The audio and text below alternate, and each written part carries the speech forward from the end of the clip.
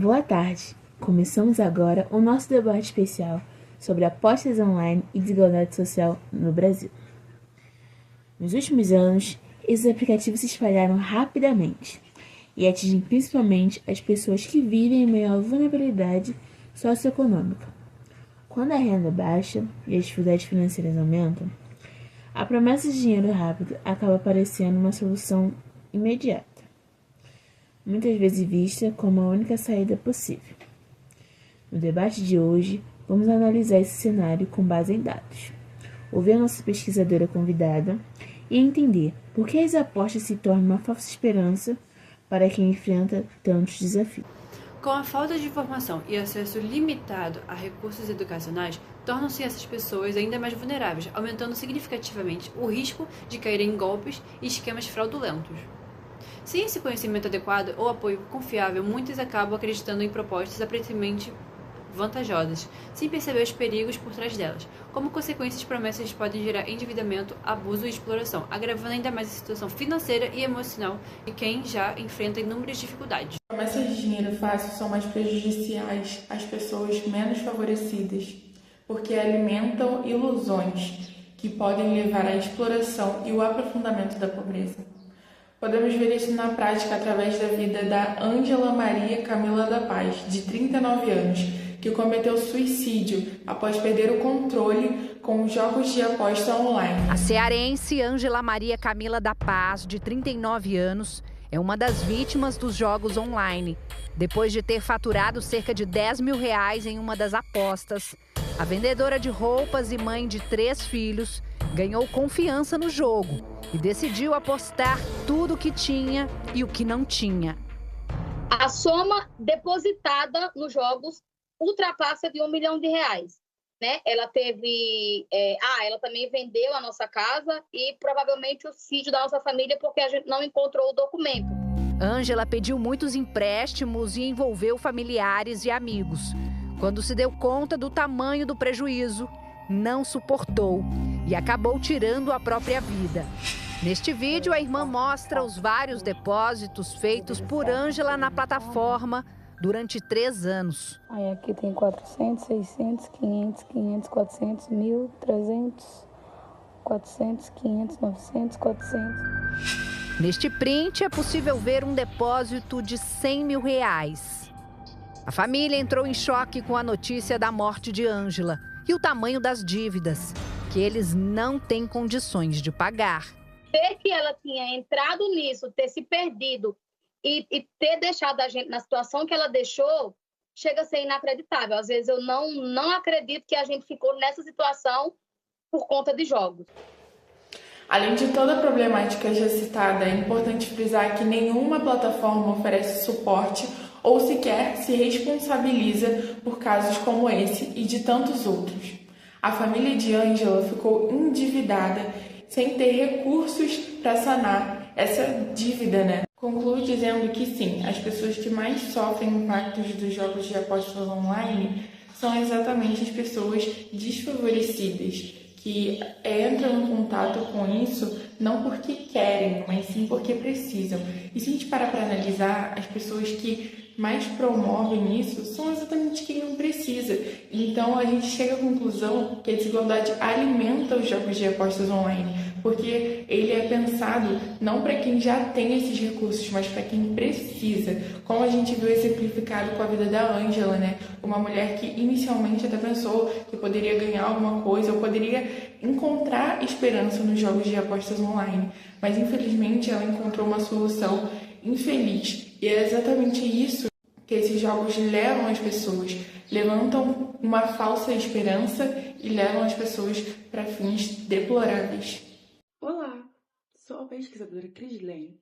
Venho trazer alguns dados para complementar essa reportagem que está sendo trazida a vocês.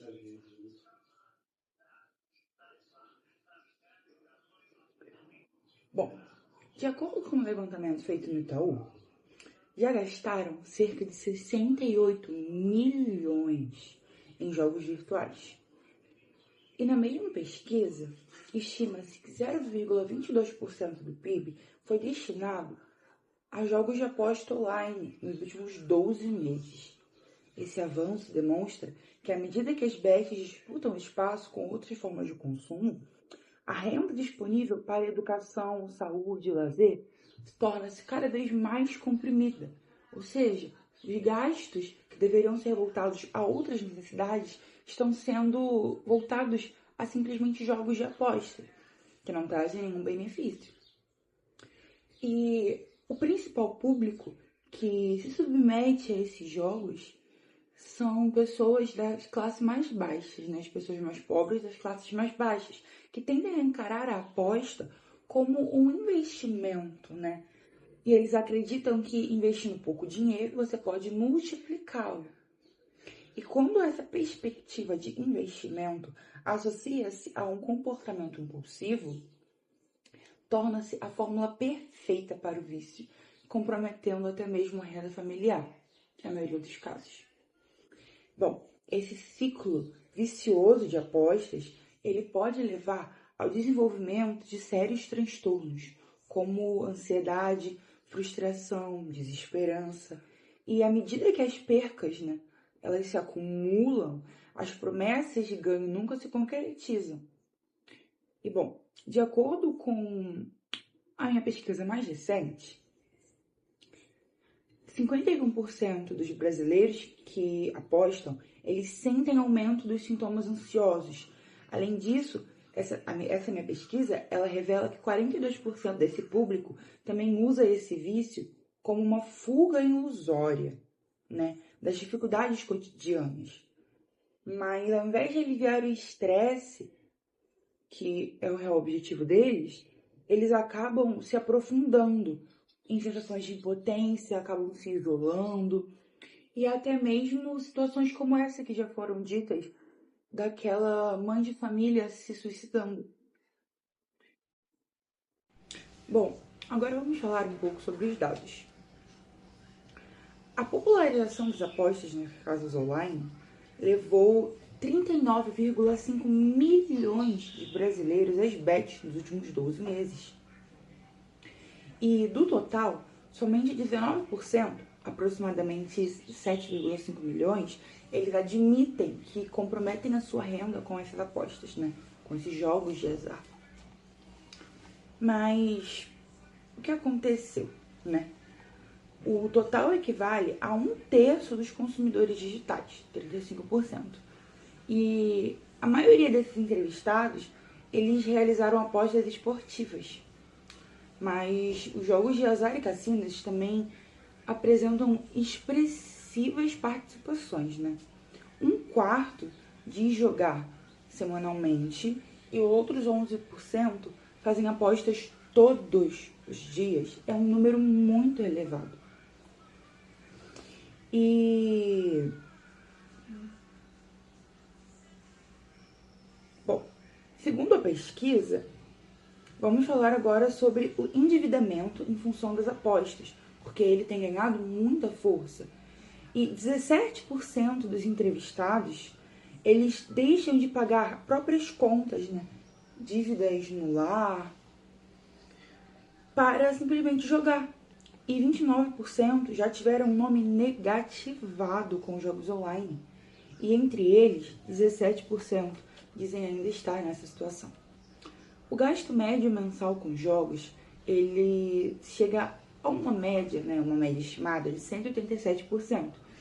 Mas sabemos que existem casos de pessoas que gastam muito mais do que isso. Bom, agora sobre os impactos negativos dessas bets. Elas vão muito além de questões financeiras. Para 28% desses entrevistados, as apostas resultaram em efeitos negativos em sua vida, como irritação, conflitos familiares, problemas de saúde mental, como já havia falado antes, como ansiedade, depressão, e até mesmo afetando a produtividade em seu trabalho ou até estudos, né? O avanço das apostas, ele acende um sinal de alerta muito urgente para nós.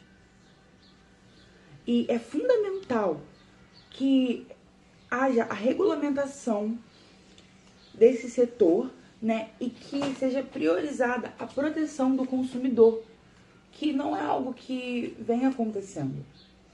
Ou seja, precisamos urgentemente de políticas públicas que tratem o vício como uma doença e não só uma forma de lazer, porque não está se tornando mais uma forma de lazer. É preciso que essas políticas públicas sejam realmente eficazes, com ações de conscientização e limites mais rígidos, principalmente também nas publicações e publicidades.